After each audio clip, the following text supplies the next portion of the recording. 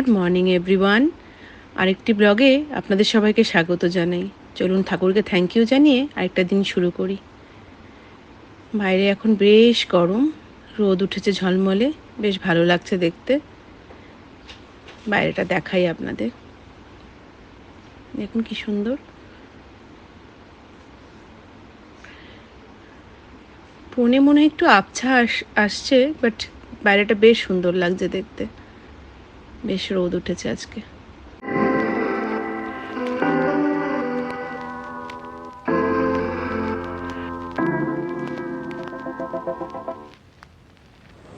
Good morning everyone. আজকে সকাল এখান থেকে শুরু করছি। এখন বিঙ্গোকে নিয়ে হাঁটতে যাব, যে জলটা খাওয়া হয়ে গেছে ওকে নিয়ে এসে তারপরে আমার ডেইলি রুটিন শুরু হবে। চলুন আমার সাথে আজকে ডেইলি আমার সারাদিনটা দেখতে আসুন। আমি আর বিঙ্গো বেরিয়ে পড়েছি। আমরা আমাদের পার্কিং লটেই ডগদের ঘোরানোর জায়গা, এই বিল্ডিংয়ে। বাইরে খুব একটা যেতে হয় না, তবে এখানে একটু আজকে বেরিয়ে এসেছি বাইরে, আপনাদের বাইরেটা দেখাবো বলে। দাঁড়ান, এই বিঙ্গো না এমন জোরে জোরে টানছে, আমি ক্যামেরাটা ধরে রাখতে পারছি না। এই যে দেখুন, এখানে এদিক থেকে বাইরেটা এরকমই দেখায়। পাহাড়গুলো বড্ড দূরে, ক্যামেরায় ঠিক আসছে না। তো এবার আস্তে আস্তে বিঙ্গোকে ঘুরিয়ে যাবার পালা। ওই দেখুন আরেকজন। ফিরে এসেছি, হাঁপিয়ে গেছে। গরমে ওদের কষ্ট হয়, তাই এসি চালিয়ে দিয়ে রুমে ঢোকাতে হয়। ভীষণ গরম এখানে। বসে আছে দেখুন, মনে হচ্ছে কিচ্ছু জানে না। ও ড্যাডি ডাকছে, তাই খুব আনন্দ। এখন ভাবছে যে যাবো কি যাবো না। ওই দেখুন লেজে নাড়ছে। হ্যাঁ, চলে গেছে ড্যাডির কাছে গিয়ে একটু আদর খেয়ে। এবারও ভাবছে যে আমাকে ব্রেকফাস্টটা কেন দিচ্ছে না। ব্রেকফাস্টের জন্য আমাকে বলতে এসছে যে আমাকে এবার ব্রেকফাস্টটা দাও, খুব টায়ার্ড আমি। চলুন দিয়ে দিই। এখন লাঞ্চ টাইম, কিচেনে চলে এসেছি। আজকে বিরিয়ানি বানাবো, তাই রাইসটা বসিয়ে দিচ্ছি গোটা গরম মশলা দিয়ে। আর এখানে বেরেস্তাটা ভেজে নিয়েছি আমি। আর চিকেনটা ম্যারিনেট করেছি দই দিয়ে, বিরিয়ানি মশলা, আদা রসুন পেস্ট দিয়ে। আলু ভাজবো না, তাই আলু ওখানে দিয়ে রেখেছি। চলুন দেখাই। এই যে চিকেন আমি অলরেডি কষাতে বসে দিয়েছি। যেটাতে বেরেস্তা ভেজেছিলাম না, আর তেল অ্যাড করব না। ওই আর তেল না অ্যাড করে ওটার মধ্যেই আমি চিকেন দিয়েছি, একটু বেরেস্তা দিয়ে দিয়েছি চিকেন মাখাটার মধ্যে। এবার ভালো করে কষতে দেবো ঢেকে ঢেকে। ভালো করে কষা হয়ে গেলে তারপরে পরের প্রসেসগুলো করব। চলুন, এই যে ঢাকাটা সরিয়ে নিই, আমার চিকেন রেডি। ওদিকে রাইসও রেডি হয়ে গেছে। আমি গ্যাসের উপর একটা তাওয়া বসিয়ে ওখানে একটা ইয়ে বসিয়ে দিয়েছি, যে এই বোলটা দুজন খাবো তো, ছোট্ট একটা পাত্র নিয়েছি।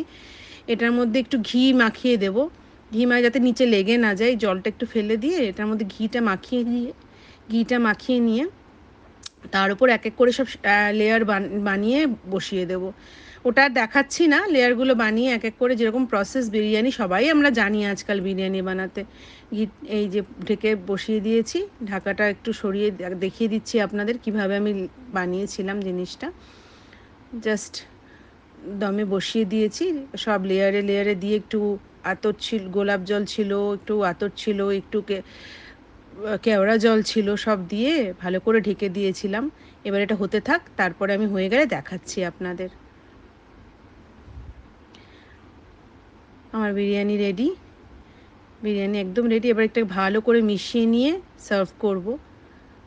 খুব সামান্য জিনিস দিয়ে বানিয়েছি, বাট চটজলদি হয়েও গেছে। আমি না আলুটা কিন্তু ফ্রাই করি না, আমি চিকেনের সাথে একবারে আলুটা বসিয়ে দিই, তাতে বেশ ভালো সেদ্ধও হয়ে যায় আর মশলাগুলোও ঢুকে যায়, আলাদা করে ফ্রাই করতে হয় না। আর চিকেনটা এখন আর চিকেনগুলো বেশ সুন্দরভাবে সেদ্ধও হয়ে গেছে। এবার ভালো করে একটু মিশিয়ে নিয়ে সার্ভ করে চলুন, এবার আমাদের লাঞ্চ করার পালা। ভালো করে মাখিয়ে নিয়ে এবার সার্ভ করে দেবো। আমি কাঁচা লঙ্কাও দিয়েছি, কাঁচা লঙ্কা স্মেলটা বিরিয়ানিতে বেশ ভালো লাগে। এটা জাস্ট ঘরোয়া একটা বিরিয়ানি, সেরকম কিছু দিয়ে ওরকমভাবে আমি প্রফেশনালভাবে বানাই না, আমি জাস্ট ঘরোয়াভাবে বানাই। বেশ খেতে ভালো লাগে। একটু পেঁয়াজও স্যালাডের মতন কেটে নিয়েছি। তো চলুন সার্ভ করে এবার খাই।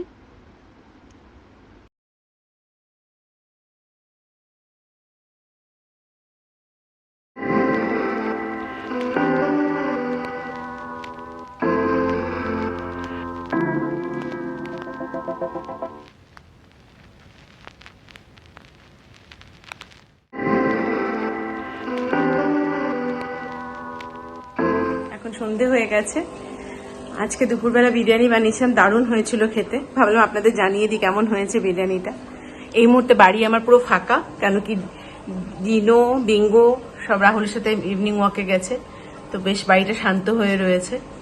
তো আজকে সেরকম কিছু ব্লগ বানানো হয়নি। এবার যাব চা খাবার পালা, চাটা বসাই। সেরকম আজকে বিরিয়ানি খুব হেভি ছিল, হেভি না হালকাই হয়েছিল, ঘরোয়া বিরিয়ানি, বাট পেটটা বেশ ভরাই আছে। তো আজকে বিশেষ কিছু খাবো না, শুধু ব্ল্যাক টি খাবো। তো আজকে আর গ্রিন টি খাচ্ছি না, আজকে ব্ল্যাক টি খাচ্ছি। তো চলুন এবার যাই আস্তে আস্তে, রান্না যাই না কি করব, আমার বন্ধুদের একবার দেখিয়ে দিই আপনাদের। এই যে আমার সব বন্ধুরা, সারাদিন আপনাদের দেখানো হয়নি, এরাও খেলছে। আর পাশের ঘরে রিহানকে বসিয়েছি ড্রয়িং করতে, চলুন দেখি। এই যে বাবু ড্রয়িং করছেন, ব্লু কালারের ও ফ্রকগুলোকে কালার করবে, কথাই শুনছে না। আমি বললাম একটু আপনাদের একটা প্রেয়ার শোনাতে, বললো ওরা শোনাবে, চলুন শুনি। বলো। কৃষ্ণ বাসুদেবায় হরে পরমাত্মনে কৃষ্ণাশায় গোবিন্দায় নমো নমঃ। ওম কৃষ্ণ বাসুদেবায় হরে পরমাত্মনে কৃষ্ণাশায় গোবিন্দায় নমো নমঃ। Okay, very good, very good, very good. চা এখন হচ্ছে, চাটা একটু বাড়িয়ে বন্ধ করে দিলাম, চাটা একটু ভিজুক। আজকে লাল চা আর মুড়ি, আমরা আজকে তেল দিয়ে একটু মুড়ি মেখেছি, দুজনে মিলে খাবো বলে। চলুন যাই, রাহুলকে ডেকে চাটা দিয়ে দিই। আজকে না ভাবলাম আপনাদের সাথে একটু গল্প করি, জাস্ট কিছু ইনফরমেশন দিয়ে আপনাদেরকে। এতদিন আপনারা আমার ব্লগ দেখছেন, আপনারা জেনেই গেছেন আমার নাম দেবশ্রী, আমি মুম্বাইতে থাকি। কিন্তু আমার একটা পরিচয় আছে যে আমি নর্থ বেঙ্গলের মেয়ে, আমি কুচবিহারের মেয়ে। আমার বাবা মা কুচবিহারে থাকে, আমার দিদিও কুচবিহারে থাকেন, আমরা 3 বোন, আর ছোট বোন কলকাতায় থাকে। আমার স্কুল কলেজ সব কুচবিহারে। তারপরে আমি কলকাতায় যাই, কলকাতাতে আমার জব, ওখানে রাহুলের সাথে দেখা, কলকাতাতেই বিয়ে, আমার শ্বশুরবাড়ি কলকাতাতেই।